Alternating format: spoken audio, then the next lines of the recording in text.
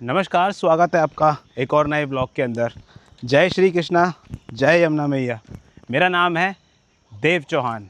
आज मैं आपको मुनक कनाल एक बार फिर से दिखाने के लिए आया हूँ। मेरे भाइयों के काफ़ी मेरे पास डीएम आए कि भाई मुनक कनाल की अपडेट दीजिए, काफ़ी टाइम हो गया। तो चलिए आगे भाई आपके लिए मुनक कनाल पर। और आज मैं आपको काफ़ी डिटेल में और ग्राउंड पर कैसा दिखाई दे रहा है अब पूरा दिखाने का प्रयास करूँगा। काफ़ी जो चीज़ बनते जा रही है उस चीज़ को मैं आज पूरा आपको डिटेलिंग में दिखाने का और बताने का प्रयास करूँगा। तो इस पूरे वीडियो को ध्यान से देखना और संपूर्ण देखने का प्रयास करना ताकि आपको सारी जानकारी प्राप्त हो जाए। तो चलिए शुरू करते हैं अपने इस ब्लॉग को। चैनल पर नए आए हो तो प्लीज़ भाई सब्सक्राइब कर लेना और अपने भाई के लिए एक लाइक ज़रूर कर देना। चलिए शुरू करते हैं अपने इस ब्लॉग को और दिखाते हैं आपको मुनक कनाल। मुनक नहर के शालीमार बाग और हैदरपुर स्ट्रेच को मैंने बहुत करीबी से कवर किया है। यहाँ की पल पल की अपडेट्स और वीडियोस मैंने लगातार आपके साथ शेयर किए हैं, लेकिन आज का यह वीडियो बेहद खास होने वाला है। आज हम सिर्फ प्रोग्रेस नहीं देखेंगे, बल्कि इस पूरे कंस्ट्रक्शन के पीछे छिपी कमाल की सिविल इंजीनियरिंग और बहुत ही आसान और तकनीकी एनिमेशन के जरिए समझने वाले हैं। अब आपको ब्रिक लाइनिंग का मैं दिखाता हूँ। यहाँ से एक बार देखिए किस प्रकार की ब्रिक लाइनिंग यहाँ पर हो रखी है। ये जो आपको जिगजैग आपको ब्रिक्स लगी हुई दिखाई दे रही होंगी, ये पूरा यहाँ पर बिछा रखा है। और इसके साथ साथ आपको मैं एक और चीज़ बता देता हूँ।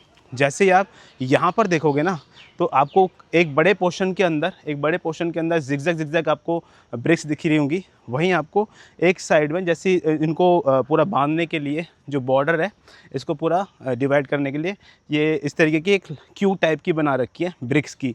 तो ये क्यों बना रखी है ये भी मैं आपको बता देता हूँ। मुनक नहर के इस नए घाट पर कंक्रीट की सीढ़ियों के ठीक नीचे जब आप इस फर्श को देखेंगे तो आपका ध्यान इसकी खूबसूरत कारीगरी पर जरूर जाएगा। यहाँ लाल ईंटों को एक बेहद खास और आकर्षक टेढ़े मेढ़े डिजाइन में बिछाया गया है। सिविल इंजीनियरिंग और आर्किटेक्चर की भाषा में इस डिजाइन को हैरिंग पैटर्न या आम भाषा में जिगजैग डिजाइन कहा जाता है। लेकिन अगर आप इस पूरे फर्श को ध्यान से देखें तो इस पूरे डिजाइन के बीच में ईंटों की एक सीधी सिंगल लाइन यानी कतार बनाई गई है। पहली नज़र में यह सिर्फ एक साधारण डिजाइन लग सकता है, लेकिन इसके पीछे सिविल इंजीनियरिंग का एक बहुत बड़ा और महत्वपूर्ण सीक्रेट छिपा है। इसे एज रेस्ट्रेट या डिवाइडर बॉर्डर लाइन कहा जाता है। इतना ही नहीं, मिस्त्री जब इतने बड़े एरिया में काम करते हैं तो इस सीधी लाइन को एक गाइडलाइन की तरह इस्तेमाल करते हैं ताकि पूरा डिज़ाइन बिल्कुल सीधा रहे। साथ ही दिल्ली की भीषण गर्मी में जब ईंट फैलती हैं तो यह लाइन एक एक्सपेंशन जॉइंट का काम करती है ताकि पूरे फर्श पर कोई क्रैक या दरार ना आए।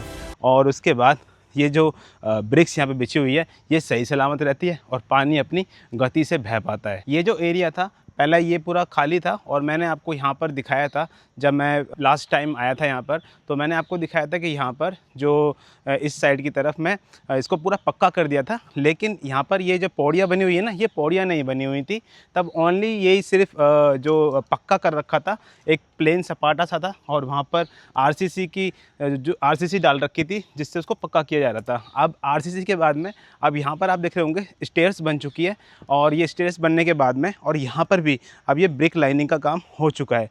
अब मैं आपको यहाँ पर एक और चीज़ दिखा देता हूँ।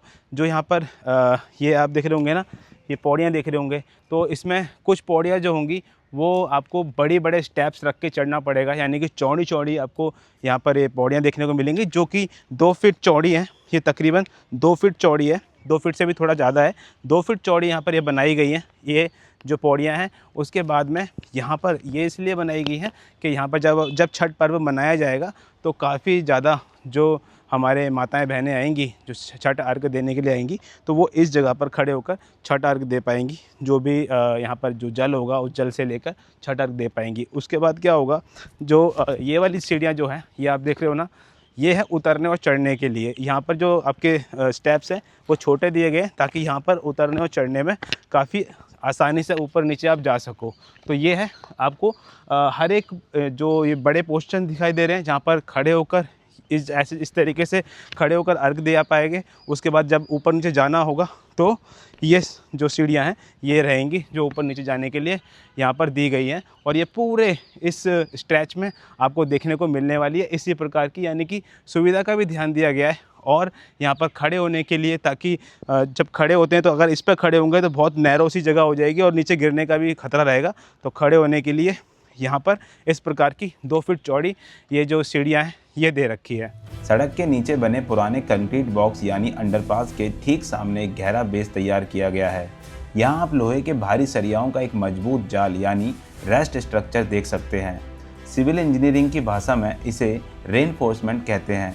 यहाँ एक भारी भरकम कंक्रीट की रिटेनिंग वॉल डाली जा रही है ताकि पानी के भारी दबाव से मिट्टी का कटाव ना हो और ऊपर की मुख्य सड़क पूरी तरह सुरक्षित रहे।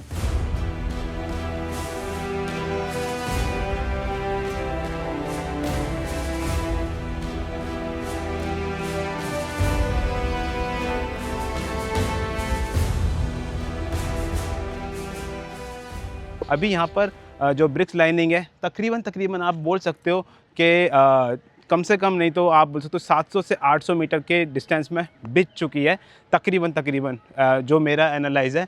थोड़ा कम या ज़्यादा हो सकता है, लेकिन 700-800 मीटर तक तो बिछ चुकी है, ब्रिक्स लाइनिंग हो चुकी है। अब ये बिल्कुल जो दूसरा वाला ब्रिज है उसके पास तक पहुँचने वाला है काम। तो यानी कि ये पूरा जो एरिया रहेगा, ये जो स्ट्रेच रहेगा, ये ऑलमोस्ट कंप्लीट होने वाला है। आप ये कह सकते हो कि यहाँ पर 80% जो काम है ब्रिक्स लाइनिंग का वो हो चुका है। जो मुनक कनाल का एक क्लोज शॉट है वो आपको दिखाने का प्रयास कर रहा हूँ। मैं आपको ब्रिज की तरफ से दिखा रहा हूँ। ये शालीमार बाग का वो पोर्शन है जहाँ ब्रिज के पास में ना यहाँ पे काफ़ी कचरा जमा हो रखा था पहले। तो यहाँ से ये कचरा तो पूरा हटा दिया गया है। आप देख रहे होंगे जो कचरा है वो रिमूव हो चुका है और अभी यहाँ पर जो एरिया है वो अभी कच्चा ही है, पक्का नहीं है। लेकिन इसके आगे से जो ब्रिक्स हैं वो बिछ गई हैं, लेकिन पीछे का जो ब्रिज के पास का एरिया है वो अभी कच्चा है। उसको भी पक्का किया जाएगा। उसको पक्का इसलिए नहीं किया गया था क्योंकि वहाँ पर जो कचरा था वो उठा नहीं था उस टाइम, और जो ब्रिक्स का काम था वो शुरू हो गया था। तो उससे थोड़ा सा आगे करके और ब्रिक्स का काम शुरू कर दिया था, और उस कचरे को हटाने का लोग आने वाले थे, जो गाड़ी आने वाली थी वो थोड़ा सा देरी से आई, जिसके कारण वहाँ पे थोड़ी ब्रिक्स रह गई है। लेकिन अभी उन जैसे यहाँ पर पूरा बिछ जाएगा तो फिर वहाँ पर भी ब्रिक्स लगा दी जाएंगी। अभी आप देख रहे होंगे जो एरिया है ब्रिज के पास का वो भाई बस ये है कि साफ़ हो गया है, वो बहुत बड़ी बात है। क्योंकि यहाँ पर बहुत कचरा पड़ा हुआ था, बहुत गंदगी पड़ी हुई थी। मैं आपको पहले के भी कुछ विजुअल्स दिखा रहा हूँ जिसमें आपको पता लग जाएगा कि यहाँ पर कितना कचरा पड़ा हुआ था, और मैं लगातार यहाँ की अपडेट आपको दी है। और अब मैं आपको एक चीज़ और बता देता हूँ। आप इस स्ट्रेच के जैसे मतलब दूसरी तरफ देखेंगे जहाँ पर हैदरपुर वाली साइड लग जाती है जो मुनक कनाल की, वहाँ पर जो आरसीसी डालकर जो आपका वॉकिंग पाथ है उसको बनाया जा रहा है। उसके बाद आपको पेडेस्टेरियन जो मैंने आपको बताए थे वो पेडेस्टेरियन यहाँ पर बनाए जा रहे हैं। आप देख रहे होंगे किस प्रकार के वो दिखाई दे रहे हैं। ये पूरा यहाँ पर बनाया जा रहा है। मतलब एक साइड में ब्रिक्स लाइनिंग का काम चल रहा है नीचे की तरफ में, और एक तरफ वॉकिंग पाथ को बनाया जा रहा है और पेडेस्टेरियन वहाँ पर बनाए जा रहे हैं। उसके बाद जब दूसरी तरफ हम आएंगे तो दूसरी तरफ आपको ब्रिक्स लाइनिंग भी देखने को मिलेगी। तो मतलब हर एक जगह पर थोड़ा अलग अलग तरीके से काम करके और काम को ख़त्म किया जा रहा है।